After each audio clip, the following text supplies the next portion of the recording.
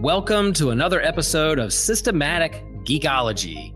This is a space where we seek to create and cultivate healthy conversations between those things we geek out on and the philosophical and theological questions that often arise out of our fandoms.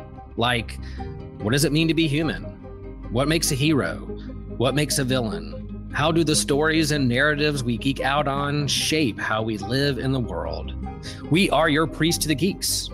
We aren't all ordained, but we see ourselves as mediators at the intersection of geek culture and going deeper in our faith.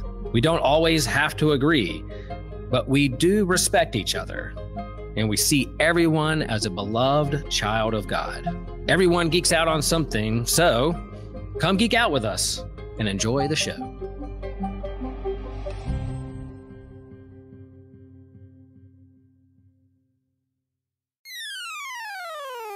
You're listening to an Anazal Ministries podcast. What would you wish for after gathering the Dragon Balls? We're going to find out today on a special episode of Systematic Geekology. We are Priests of the Geeks. This is part of our Origin series, our cosmology series, where we're discovering different fandoms, different faiths, and stuff like that. And today we're focusing on Dragon Ball as a whole. That is, of course, Dragon Ball Z, Super, even GT, for those of you fans out there who really love it. So here we go.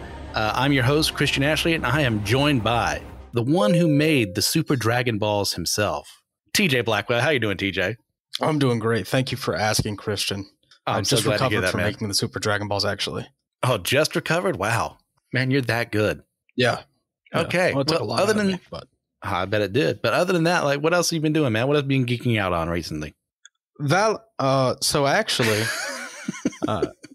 yeah, it could be Valorant, but Baldur's Gate 3 just released patch 5, which introduced honor mode, because the game released with 3 difficulties and everyone thought the third one was not hard enough. Now there is honor mode, and if you die in honor mode, your save gets deleted. Oof. Wow. I didn't know that part. I knew it. New patch had been released, so that's good. I still have yet to play it, but that's on my list. It's also Maybe for Christmas. actually harder. It is more difficult than Tactician, and they gave all the bosses legendary actions and stuff. Oh, wow. Yeah, it's pretty scary, actually. Excellent. Well, for me, not quite as difficult, but difficult in its own way. I finished Kingdom Hearts 2, and I'm on Birth by Sleep right now. So I've completed Terra. I'm on Ventus, and after that, I'll be doing Aqua. So this playing through it again, this is my favorite game in the series. So even though Kingdom Hearts 2 is probably better, I enjoy Birth by Sleep more, if that makes any sense. I understand completely. Okay. So now let's get to our main topic today. And that, of course, is Dragon Ball. Now, TJ, if there's someone out there who has not heard of the grandeur that is the Dragon Ball franchise, you were talking to Pastor Will, like maybe he's heard of it, but he doesn't get it. How would you describe it to him? So essentially, it's like less powerful Superman. That we're starting that spicy today with what just dropped today. Yeah. Less powerful Superman, and we get to see him get stronger. Okay. That's the simplest way. Yeah. So Dragon Ball overall is one of those series, like in the West, like other people did get Dragon Ball a little earlier, but most people were introduced with Z, which is kind of like not really a sequel series so much as a continuation. There's a 5-year time gap in between the end of Dragon Ball and Z, and that's introducing Goku and his friends who, after many adventures on Earth, are being attacked by aliens. But before all that, you had this little kid with a monkey tail trying to find the Dragon Balls, which can grant one wish to whoever gathers them together. And that's the gist of the series. There are plenty of other things that go on. We don't have time to explain all of that, but like at its simplest core, it's, little dumb Goku on his way, journeying with his friends, fighting other enemies, some of those enemies becoming friends, some of those enemies dying off for good, just so they can get the power of this one wish. Like, what would that one wish be for us along the way? So, DJ, how did you get into Dragon Ball? Was it in the original? Was it Z? Was it GT, Super? How'd it go? Yeah, so probably like most people my age, I was watching Cartoon Network, and then it became 9 o'clock on a Saturday, and it was Dragon Ball time. Z. Okay. Start watching Dragon Ball Z on Toonami, and that was like the first time they did Toonami, so I was like 6. Then it just kind of grew into the point where I could actually choose to watch it, and from there it grew. Yeah, I've started watching it somewhere near the initial release of the Saiyan saga, I think. So I was missing a lot of context. I was thinking the 3rd grade at the time, if I remember correctly. So some of my friends were all hyping up this series. It's like the greatest thing in the world. I hadn't watched it yet. So I started watching it, and Mother wasn't quite happy with that at that point in time. She was in that phase of, we can't have this Japanimation stuff around my children. It's corrupting the children. And now she has since gotten a lot better about such matters. But I had to watch it in secret. So I learned that they would re-air it unedited for the most part later that night. So while everyone else was asleep, I would go downstairs and I would watch it with the with the volume off. Just so I can get into it. Like, I love this series. It's a ton of fun. But let's go into the origins of Dragon Ball itself before we go into the actual cosmology of the series. So it starts off with a man named Akira Toriyama. Now, Akira Toriyama is a manga writer and artist. He started off in Shonen Jump in the 80s with Dr. Slump. Now, have you ever encountered Dr. Slump outside of like the crossovers in Dragon Ball? No. Yeah, I haven't watched the whole thing. I've watched bits and pieces. It's a fine series. The humor, like Toriyama's humor doesn't always land with me, but I think that's kind of me for the most part. Japanese humor and I don't always align well, but it's fine. Arale is a really fun character. The weird, quirky town she's in is fun, but it's not my thing. I know there are plenty of other people who like it more than Dragon Ball. They're entitled to that opinion. That's fine. But as he was finishing up this series, he kind of got inspired by reading Journey to the West. Now, Journey to the West, for those of you who don't know, is a Chinese epic telling the story of Sun Wukong as he's going around. Sun Wukong, of course, being the monkey god that has his pole that you can also see in Son Goku here. Goku being like a transliteration to an extent of Wukong to Japanese from Chinese. Being humbled by the gods and being him forced to go on this journey to the West to retrieve different items and stuff like that as he makes friends along the way. So, TJ, have you ever read Journey to the West? It's been a while since I have, to be perfectly honest. I've read a little bit of Journey to the West. I never was able to commit to it, but it's cool. I like it. Yeah, it's a good story. It's also, you're going to have to set aside time to read Journey to the West. And it depends on your translation too. They're all over the place, but I do enjoy it. I just haven't read it since college, and that was over a decade ago. So there you go. Now, as Toriyama was going on, his wife, who I think at this time they had just recently married, one of the things they would do while he was like brainstorming ideas or like drawing while she was around is they would watch kung fu movies. Most of them starring Jackie Chan. That's why Jackie Chun appears as a name for Master Roshi later on in the series. It's kind of like him calling back to what inspired him to make some of this stuff. So he wanted to do a series that was more martial arts based, kind of based on the Journey to the West. And like I said, they both watched those kung fu movies, and that just inspired him. Okay, I want to like see this live action thing brought into comic form. So as time would go on in the series, Goku's character would take on a bit more of a Superman kind of origin in that the classic, child sent in a pod from another planet who blows up, that got changed through different retcons as time went on, and how that actually happened as we figure out in the series. But contrary to the Superman, though, Goku would have been a bit more aggressive in the original had he not dropped on his head as a child. So that's kind of a way to distinguish himself from Superman. How do you feel about that origin there, TJ? I like it. I think to me, I don't think he's ever just straight up said, like, yeah, I liked Superman, so I just wanted to use that origin.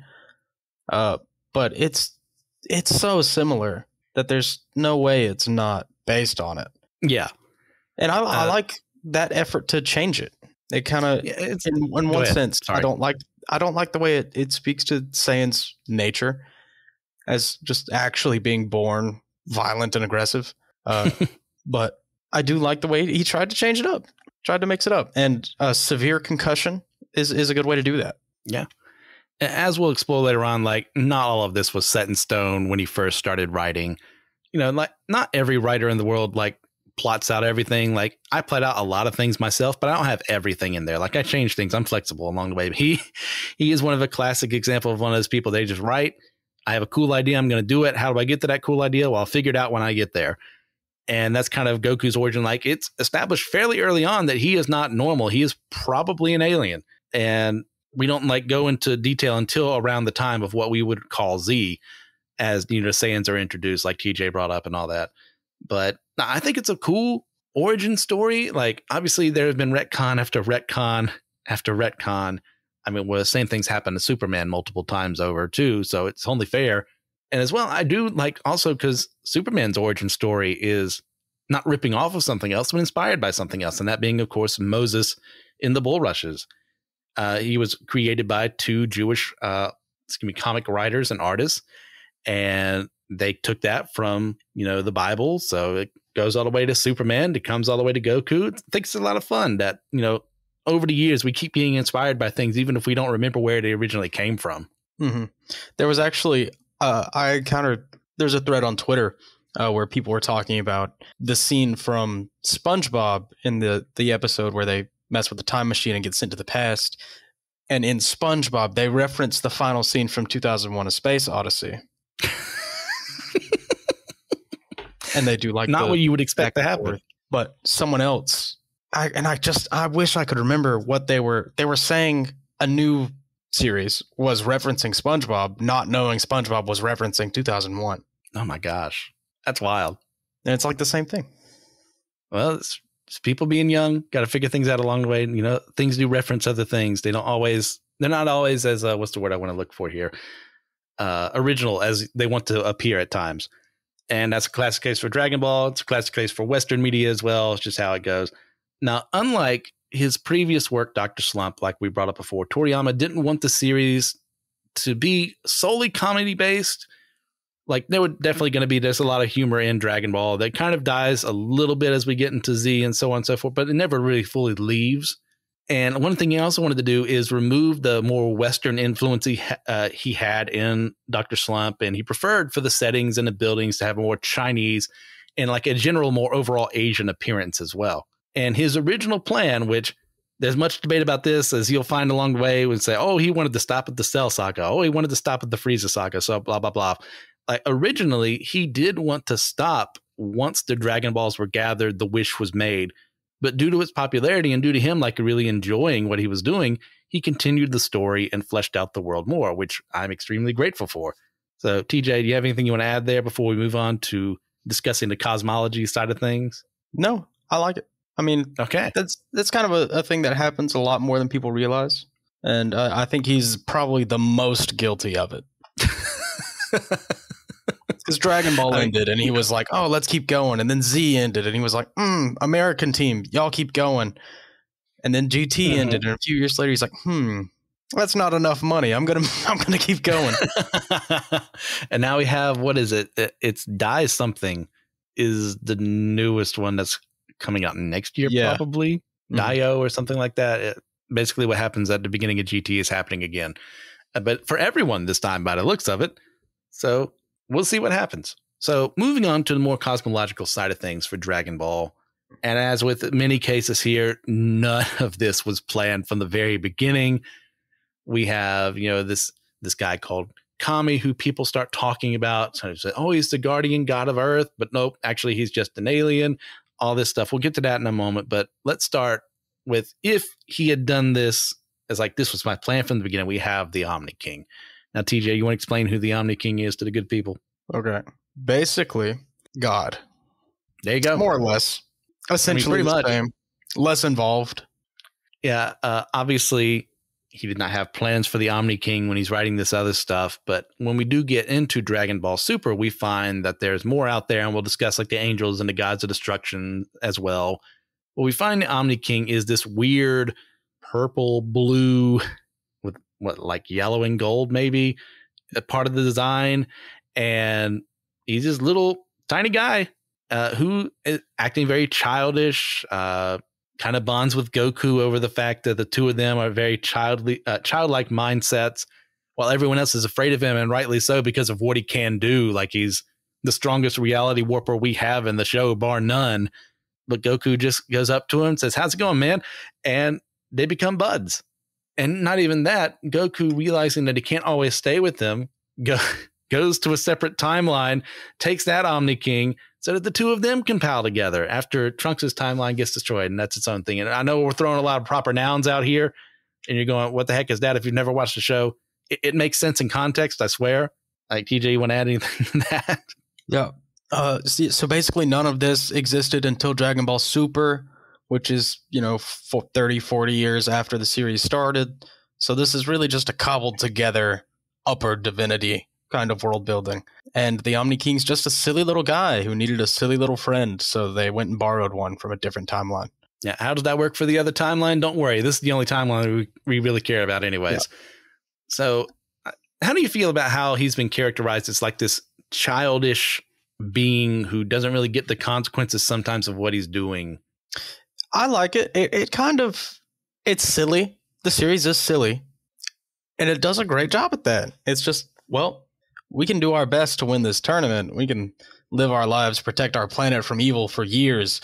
But if the Omni King decides it's time for us to go, we're done. Kind of terrifying. Have to keep the child happy. Yeah.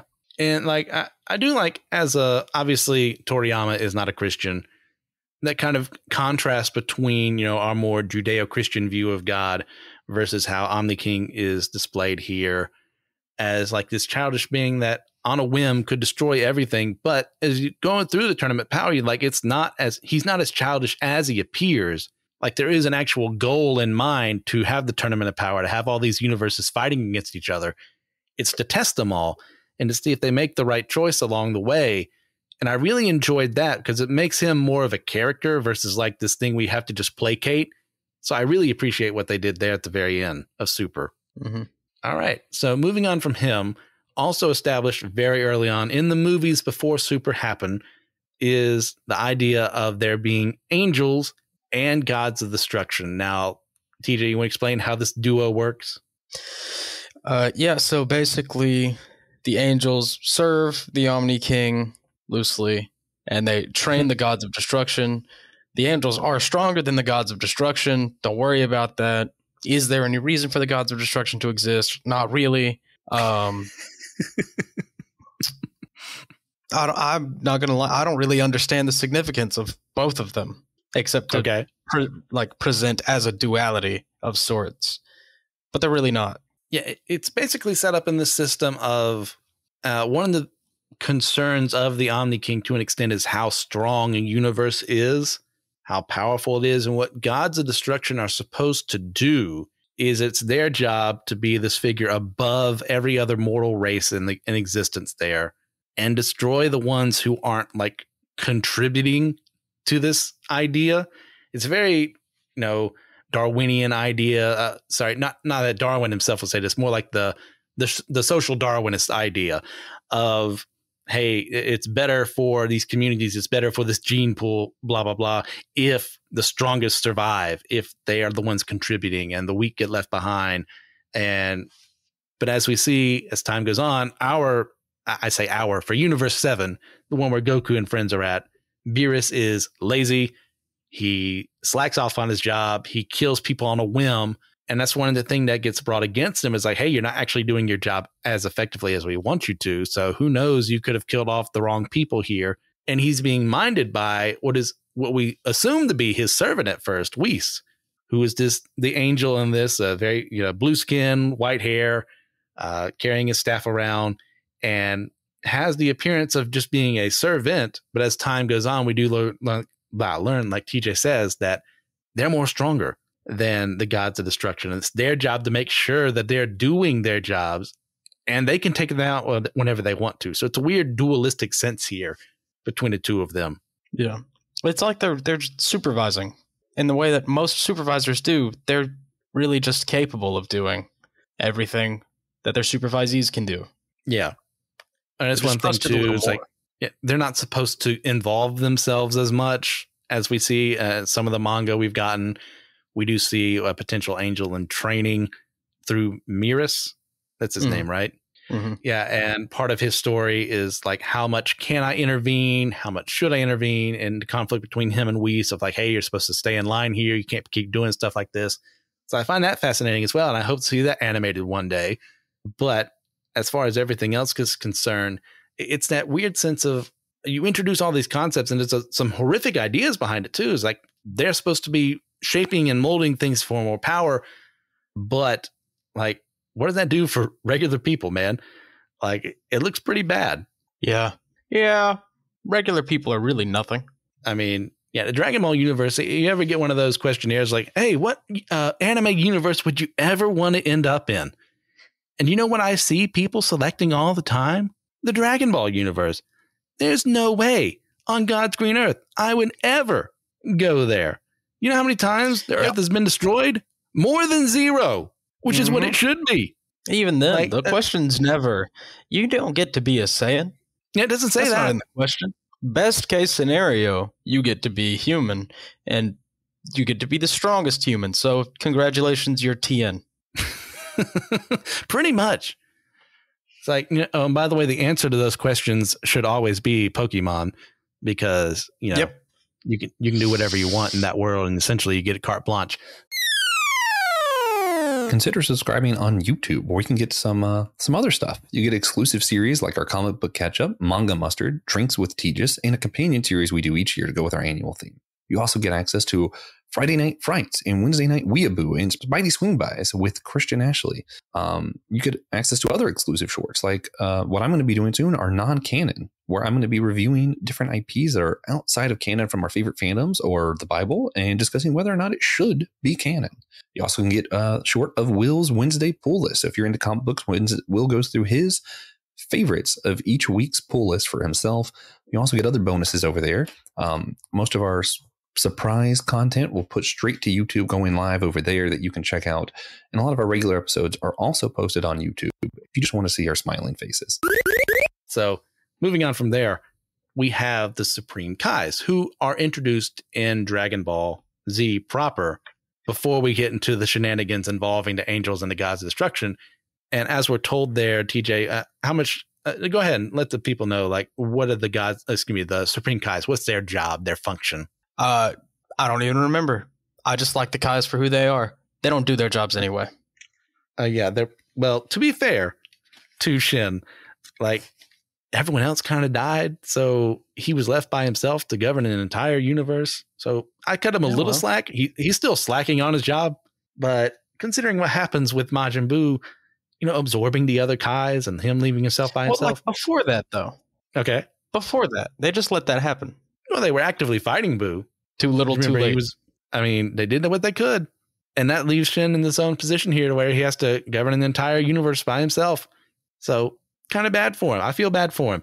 But he is a bit of a slacker, comparatively speaking, to the other ones. Like, he doesn't intervene until Majin Buu's about to be resurrected again. Mm-hmm. And he really doesn't understand the people he's working with. He's a terrible judge of character when it comes to Goku and Vegeta.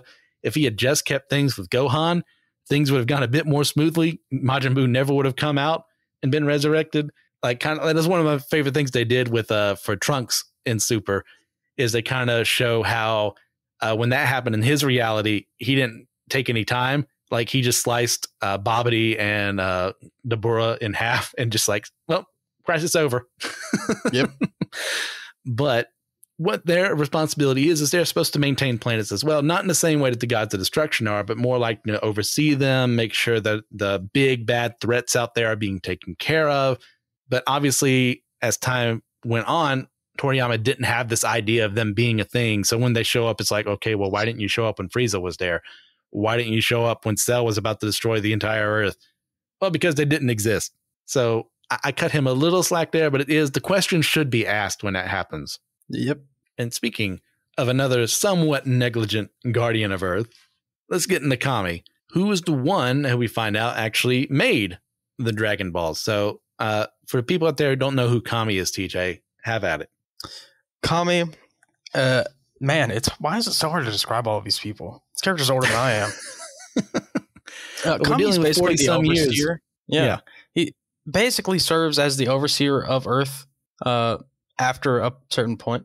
And if I'm not wrong, I'm going to mess this up. It's okay. Because Kami and Piccolo split from each other, right? Yes. King Piccolo. King Piccolo. split into Piccolo and Kami. Right. So he was half of the greatest threat to the planet in Dragon Ball. Yes. They split. For some reason, both are good guys. That's whatever. And then Kami kind of takes this role of being Earth's overseer on the lookout tower. And he tries. Yeah. He tries. He's not good at his job, but he tries. No one He's is. a tad None of them bit. are good at their job. Yeah. That's one thing you find in Dragon Ball. No one's really good at their job. When the best person Except you have Goku. on your job, is almost, he's not illiterate, but thanks to Master Roshi, thank God, but he ain't the brightest. You know, your world kind of sucks sometimes. That's the best of the best there. But for Kami, we find out what another retcon along the way. He is an alien as well. He comes from the planet Namek, where he was once one being. I don't know if he called himself Kami or if it was something else, but he was fleeing something, I think, that was like maybe a famine or something. I'd have to look it up again. It's been so long since I've read that lore. Ended up coming to Earth, saw that the people of Earth weren't as, peaceful as the Namekians were, and said, okay, what can I do for them? Oh, well, let me make them happy. We have our Dragon Balls here. What if I do the same here? Created them on Earth, and they can do anything that he himself is capable of doing. At least the original set of Dragon Balls. And as time goes on, power creep comes in, and it gets worse from there. But that's one of Dragon Ball's many flaws that I love it for. So in regard to him, like, how do you feel like Kami is conducted in this series? How does Toriyama handle him, in your opinion? It's just something that is an unfortunate reality that Toriyama kind of wrote himself into a bit of a corner here with a character that he wanted to use more. Mm-hmm. And then that character just kind of got overtaken and didn't really do anything to keep up, like most of the characters in the series. I like Kami, though. Yeah. I mean, he's a good character. He's just stuck in a series where he's kind of been irrelevant for quite some time. Mm-hmm. So one of the things that happened is that he tried to expel his evil parts of his soul, essentially, or self. And that created King Piccolo, also known as Demon King Piccolo, who started ravaging the earth. And one of Master Roshi's masters, or was it Mutaito or something like that? I have to look it up again. Ended up sealing him away for a time, came back, and come to find out, if Goku and friends kill King Piccolo, then Kami dies as well, because they're tied together. And the same thing, like earlier we brought up the Supreme Kais and the Gods of Destruction. If one of them dies, the other dies as well. So that's something that is brought on later on in the series. So you get some tension. There's some really good tension in the early Dragon Balls. Like, well, what can we do to stop King Piccolo? And Goku, he does end up not bringing him to the point of death, because what he does is King Piccolo spits out an egg that becomes the Piccolo most people are probably more familiar with right now, who starts off as a villain, but then in the Tenkaichi tournament ends up not becoming Goku's friend, but like getting an understanding of him, that when the Saiyans do attack later on, they become a bit more friendlier towards each other, to the point where even in the Android saga, where Piccolo's just like, yeah, whatever. I hate all you humans. I'm a villain. I've always been a villain. No one believes him. No one buys it. And that's where Kami's story kind of comes to an end, is where he gets absorbed into Piccolo because, hey, didn't you know if you absorb a Namekian, you get stronger. Yep. So we brought up the Dragon Balls, and they're obviously what the story is named after. So, like, how do you think in the whole of the series, how are they handled? What restrictions do you think should have been placed on them? Or like, should they just be as overpowered as they are right now? Well, if they weren't that overpowered, then the series just wouldn't be as good. Okay. I like the original restriction that they can only get something done that Kami could do himself. And I think they kind of still do that, because you get the Super Dragon Balls, you get the Shadow Dragon Balls, where they each can only do so much. The Namekian Dragon Balls are stronger than Earth's Dragon Balls. Stuff like that. Mm-hmm. And I think mostly it's handled pretty poorly as like a get out of jail free card, especially once Bulma develops the Dragon Ball scanner, because then you just know where they are. So it does take a lot of the tension out of finding them. Yeah. Like now, worst case scenario is someone else has it, but the odds of someone else getting it are so low, because you're going to make the wish and pull out the scanner. We'll see him soon. Yeah, especially as it find out later on, like the restrictions are less on them. Like it's like every 4 months instead of a year, like what it should have been, what it used to be. Sorry, is what I meant to say. I think it's what Dende does when he becomes the Guardian of Earth this time around. Well, you find out that Bulma is essentially every single time they spread out, finding them again, and even uses them as like a potential gift for people for her. What was it? Her yacht? For which one was this? Which movie was that? Was it the first or the second one? For the newer stuff, I can't remember. So like she can just find it whenever. And a lot of the tension of early Dragon Ball was like, hey, we got to go to this new place and find these Dragon Balls. Like someone could have them. Someone could be trying to grab them for themselves to do evil. That's why the Red Ribbon Army really wanted them. There's some of the best early villains in Dragon Ball as like an organization, in my opinion, because of what they were attempting to do. And especially when you find out what General Red wanted to do with the Dragon Balls, it's like, wow, all this for that, buddy. So you get to this point as essentially when you have a long running series, like whether it be shonen, whether it be American comics or what have you, like power creep kind of seeps in, and Superman is a lot stronger than he was back in the day. He's a lot faster than he was. You know, Miles Morales right now is really going through kind of an anime transformation to an extent of how his powers are being used. And they look pretty dang cool, but it's way different than the original Miles Morales we saw. And that's only 10 plus years ago he was developed. So the same thing is natural in shonen. Like, you know, the early, you know, King Piccolo being the biggest threat in the world is nothing compared to what has been going on since then. Like they never would have considered him to be involved in the Tournament of Power. He's just that much weaker than they are right now. It just happens. So I'm okay with it. It's not my favorite thing in the world. I would like things to be more consistent, but I also know who I'm working with here.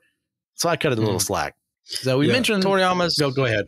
Yeah, Toriyama's not some fantastic, amazing writer, but he knows what we like, and we like to see people be strong. Yeah, at the end of the day, isn't that just what we want?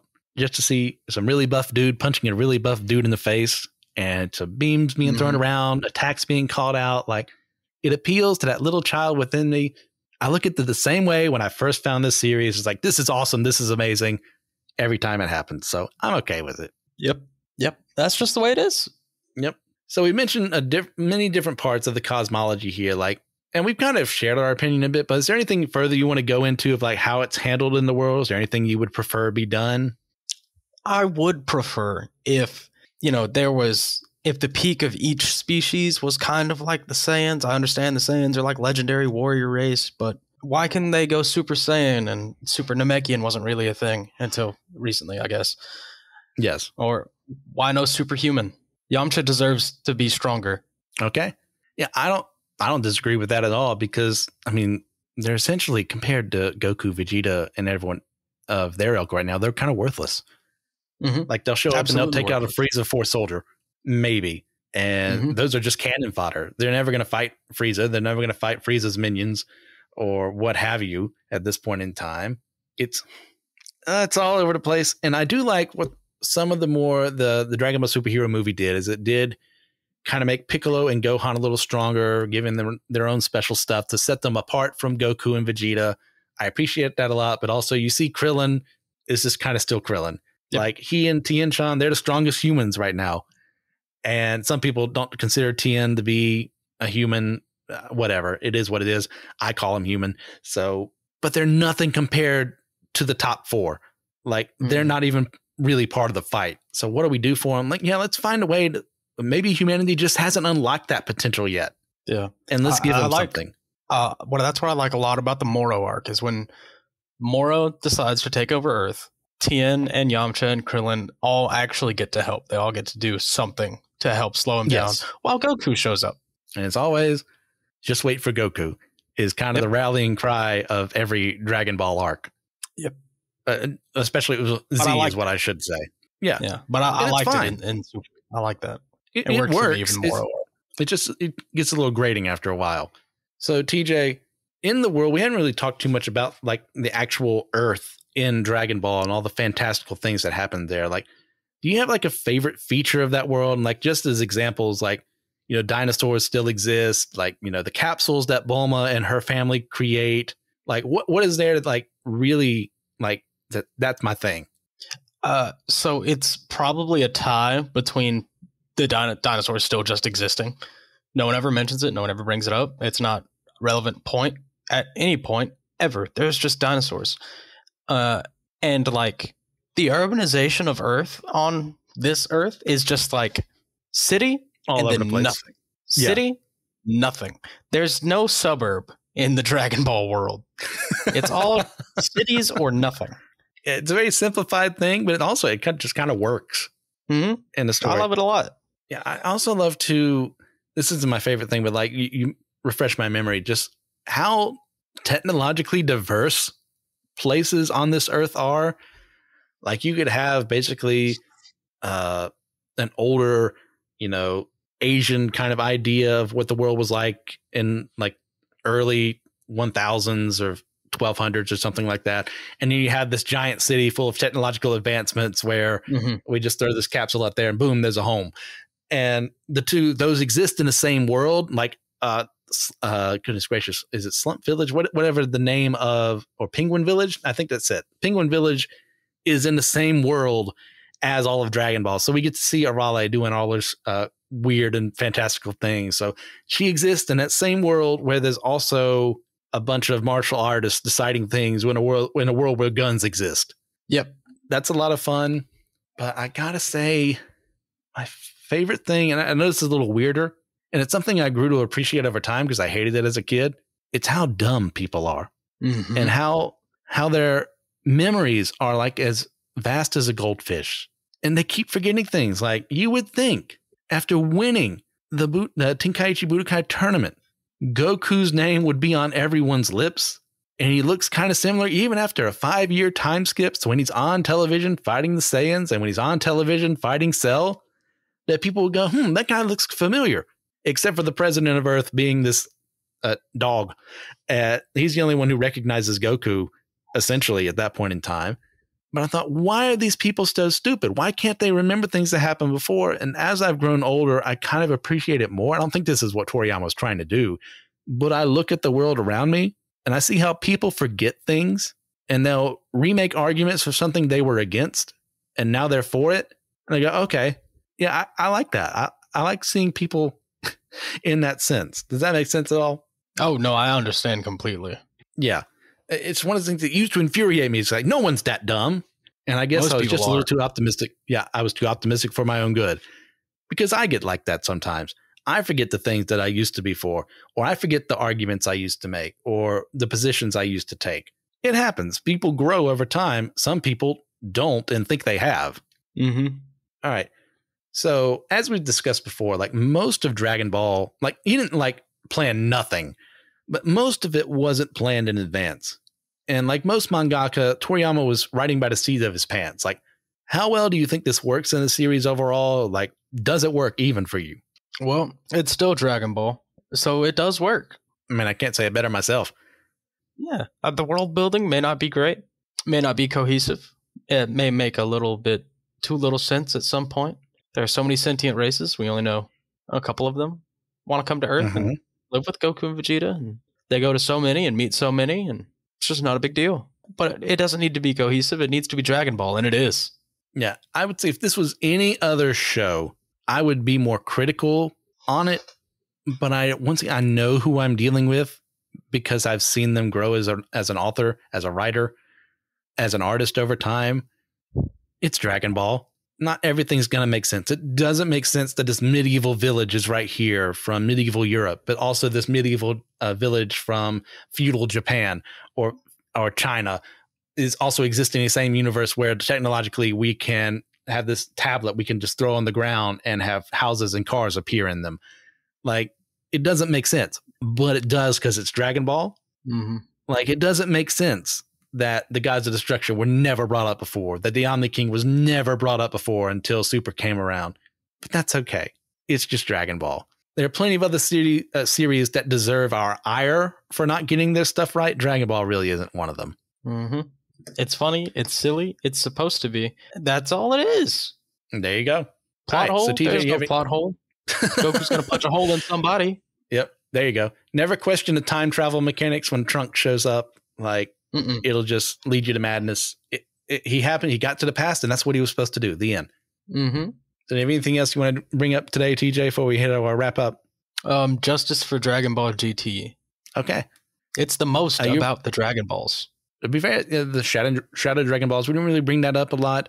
But that I thought was one of the best parts of GT. I'm not the biggest fan of GT, but I'm not also like a hater of it either.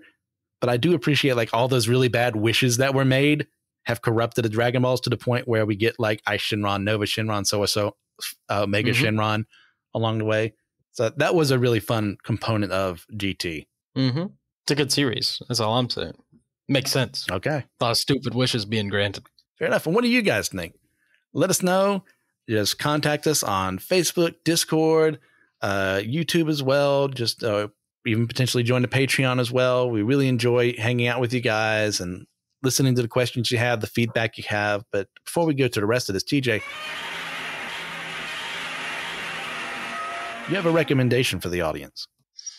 If you are a Dragon Ball fan or a Dragon Ball hater because of the potential that it had that Toriyama refuses to deliver, watch Legend. It is a Dragon Ball short film, fan-made. It's like 10 minutes long, and it is incredible. I mean, if I just put it in the Dragon Ball timeline, Dragon Ball, canon, it would be top 3 fights, probably. Top 2. Okay. And probably not 2. Yeah, that's a good one right there. Well, to go a little away from Dragon Ball in this recommendation, if you have the ability, if you've got the collected editions, I would suggest to those of you who really like the character as much as I do, go out and read from the beginning, starting with Amazing Fantasy 15, going on to Amazing Spider-Man 1, and so on.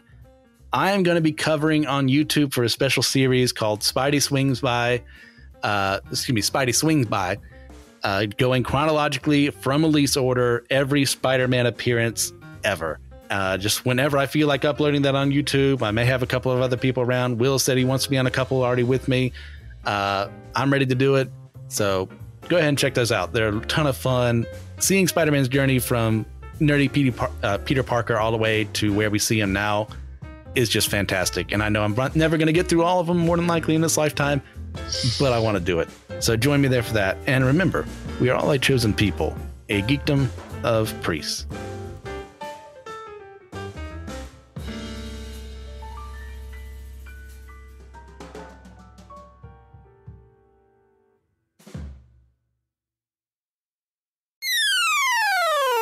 Hello, friends. If you enjoy Systematic Geekology, a great way to support us and to keep us moving forward into the future is to be a patron on our Patreon network. If you're a Patreon, then you get live access to our YouTube exclusives like Comic Book Ketchup and Manga Mustard, Drinks with TJ, and also some extra content there with our companion series to go along with our annual theme.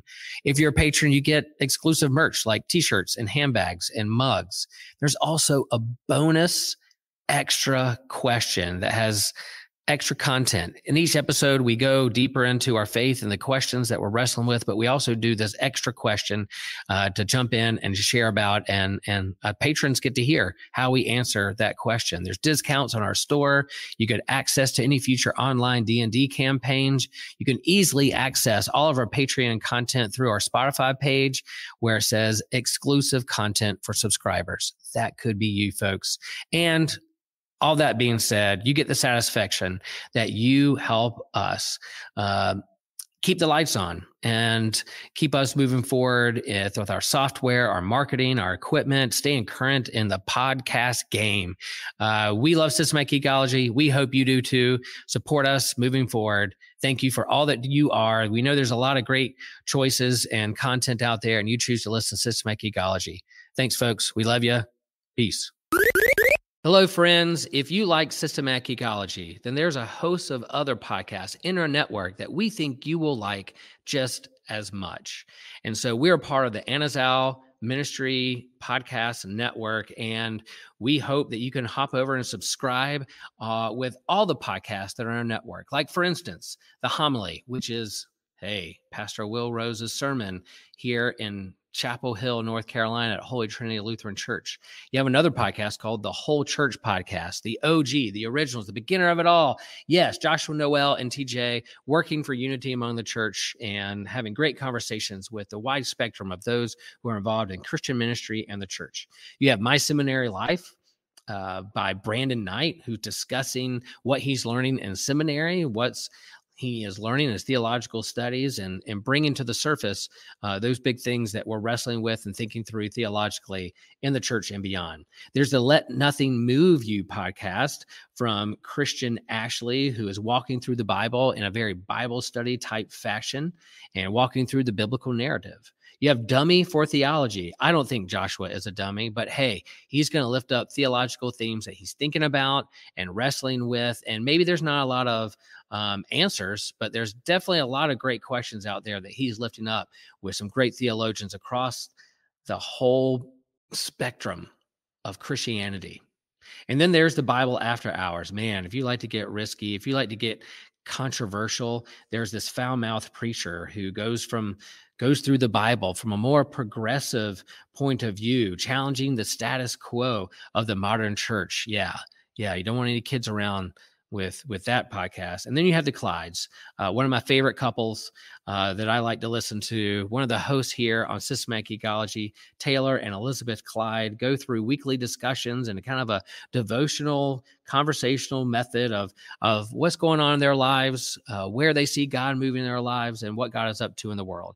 So those are the podcasts, a part of the AMP network. Subscribe, follow. We hope you can be a part of all that great network with the wonderful podcasts at AMP.